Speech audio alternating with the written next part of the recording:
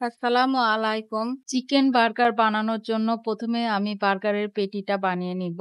এর জন্য একটা বাটিতে আমি নিয়েছি মুরগির বুকের মাংস ১ কাপ। মাংসগুলো আমি ছোট, ছোট করে কেটে কিমা করে নিয়েছি। মাংসগুলো একবারে মিহি করে কিমা করতে হবে না, একটু গোটা, গোটা থাকলে খেতে ভালো লাগে। এর মধ্যে দিয়ে দিচ্ছি ২ টেবিল চামচ পেঁয়াজ কুচি, ১ টেবিল চামচ কাঁচামরিচ কুচি, ধনেপাতা কুচি ১ টেবিল চামচ, লেবুর রস দিয়ে দিচ্ছি ১ চা চামচ। লেবুর রসের পরিবর্তে ১ চা চামচ ভিনেগার দিলেও হবে। দিচ্ছি 1/2 চা চামচ আদা বাটা, 1/2 চা চামচ রসুন বাটা, সাদা গোলমরিচ গুঁড়া 1/2 চা চামচ, গরম মসলা গুঁড়া 1/2 চা চামচ, মরিচ গুঁড়া 1/2 চা চামচ, লবণ দিয়ে দিচ্ছি 1/2 চা চামচ, ১ পিস পাউরুটি ছিঁড়ে দিয়ে দিচ্ছি। ডিম দিয়ে দিচ্ছি ১ টি। এখন সবগুলো উপকরণ খুব ভালোভাবে মাখিয়ে নিচ্ছি। খুব ভালোভাবে মাখিয়ে নেওয়া হয়ে গিয়েছে। এখন বার্গারের শেপটা দেওয়ার জন্য এরকম একটা ঢাকনা নিয়েছি। বার্গার বানের পেটিগুলো কিভাবে সংরক্ষণ করবেন সেটা আমি এখন দেখিয়ে দিব। ঢাকনার উপরে একটা পলিথিন দিয়ে দিলাম। এখন এর মধ্যে মেখে রাখা মিশ্রণ থেকে অল্প, অল্প করে দিয়ে দিচ্ছি। পুরো ঢাকনাটা চেপে, চেপে ভরে নিয়েছি। এখন এর উপরে আরেকটা পলিথিন দিয়ে হাত দিয়ে চেপে, চেপে সমান করে দিচ্ছি। এবার ঢাকনা থেকে তুলে নিচ্ছি। হয়ে গেল একটা বার্গারের পেটি। এভাবে বানিয়ে নিলে সব পেটিগুলো সমান হয়।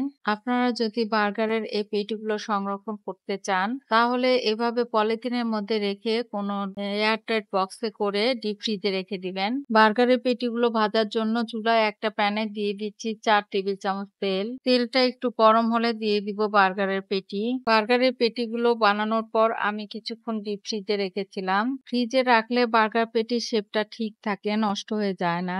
আর ভাজার সময়ও খুব সুবিধা হয়। খুব সুন্দরভাবে খুলে আসলো পলিথিন থেকে। আমি আরো একটা পেটি দিয়ে দিচ্ছি।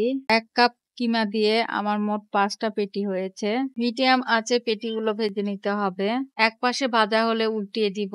খুন্তি দিয়ে একটু চেপে, চেপে দিচ্ছি ভিতরটা ভালোমতো কুক হওয়ার জন্য। আমি উল্টে পাল্টে ভেজে নিয়েছি। ব্যাস হয়ে গিয়েছে। আমি এখন তুলে নিচ্ছি। এই পেটিগুলো দিয়ে আমি বার্গার তো বানাবোই। তাছাড়া পোলাও, বিরিয়ানি দিয়েও খেতে ভালো লাগে। বার্গারের ভিতরে দেওয়ার জন্য আমি একটা সস বানাবো। এর জন্য একটা বাটিতে নিয়ে নিলাম ১ টেবিল চামচ গুঁড়া দুধ। দিচ্ছি ১ টেবিল চামচ চিনি। মেয়োনিজ দিচ্ছি ২ টেবিল চামচ। টমেটো সস দিয়ে দিচ্ছি ২ টেবিল চামচ। এই টমেটো সসের রেসিপি আমার চ্যানেলে আছে। লিংকটা আমি ডেসক্রিপশন বক্সে দিয়ে দিব। আপনারা চাইলে দেখে নিতে পারেন। দিচ্ছি ১ টেবিল চামচ চিলি সস। আপনাদের কাছে যদি চিলি সস না থাকে তাহলে টমেটো সস ৩ টেবিল চামচ দিয়ে দিবেন। আর সেক্ষেত্রে চিনিটা বাদ দিবেন। দিচ্ছি সরিষার তেল ১/২ চা চামচ। এখন সবগুলো উপকরণ খুব ভালোভাবে মিশিয়ে নিচ্ছি। বার্গারের সসটা এখন রেডি হয়ে গিয়েছে। এখন বার্গারটা রেডি করে নিব। একটা বার্গার বান নিয়েছি। এই বানটাকে এখন আমি চাকু দিয়ে ২ ভাগ করে নিব। কিছুক্ষণ আগে যে আমরা বার্গারের জন্য একটা সস তৈরি করেছিলাম সেটা দিয়ে দিচ্ছি। নিচের অংশে লেটুস পাতা দিয়ে দিচ্ছি। এবার দিচ্ছি কিছু শসা কুচি। শসার উপরে আবারও বার্গার সস দিয়ে দিচ্ছি। এর উপরে মাংসের পেটি দিয়ে দিলাম। মাংসের পেটির উপরে দিয়ে দিচ্ছি একটা চিজ স্লাইস। এবার বানের উপরের অংশটা দিয়ে ঢেকে দিচ্ছি।